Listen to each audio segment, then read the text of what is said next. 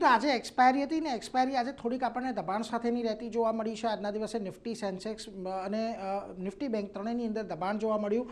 Nifty જુઓ લગભગ 0.5% આજે ઘટીને 24,500ની નીચે બંધ થઈ છે। મહત્વની વાત, ગયું આખું અઠવાડિયું આપણે જે કન્સોલિડેશનમાં કાઢ્યું એમાં પણ આપણે 24,500ની નીચે બંધ નહોતા થયા, જે આજે ક્લોઝિંગ આવ્યું છે, એટલે થોડીક ચિંતા ત્યાં છે। ઇનફેક્ટ તમને નિફ્ટી બેંકની અંદર પણ જુઓ 57,500ની નીચે આજે ક્લોઝિંગ આવતું જોવા મળ્યું છે, એટલે એના પર એક ખાસ તમારે ધ્યાન રાખવાનું। બીજી તરફ મિડ કેપ અને સ્મોલ કેપની વાત કરીએ તો ત્યાં હજી પણ આપણને એક મજબૂતી જોવા મળી છે। ભલે આજે તમને મિડ કેપ લાલ નિશાનની અંદર દેખાઈ રહ્યું હોય, પરંતુ આજે એક નવા શિખર બનાવ્યા બાદ ત્યાંથી તમને પ્રોફિટ બુકિંગ આવતું જોવા મળ્યું છે, અને સ્મોલ કેપની અંદર પણ આજના દિવસે 5%ની તેજી સાથેનું કામકાજ આપણને જોવા મળ્યું છે।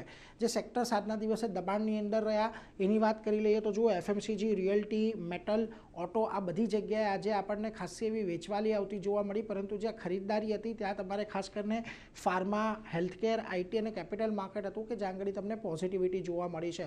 હવે નિફ્ટીના ફ્રન્ટ પરથી વાત કરી લઈએ તો આજે જ્યાં આગળ તમને ઘટાડો આવતો દેખાયો એમાં ખાસ કરીને જો Tata Consumer, Max Healthcare, Nestle અને અલ્ટ્રાટેક સિમેન્ટનો સમાવેશ થાય છે કે જ્યાં આગળ આજે તમને 2%થી પણ વધારેનો ઘટાડો આવતો જોવા મળ્યો, પરંતુ જ્યાં તમને આજે પોઝિટિવિટી રહી હતી એમાં જુઓ ટીસીએસ, ઇટર્નલ, ડૉક્ટર રેડ્ડીઝ અને ટાઇટનનો સમાવેશ થાય છે કે જ્યાં તમને આજે ખરીદદારી જોવા મળી।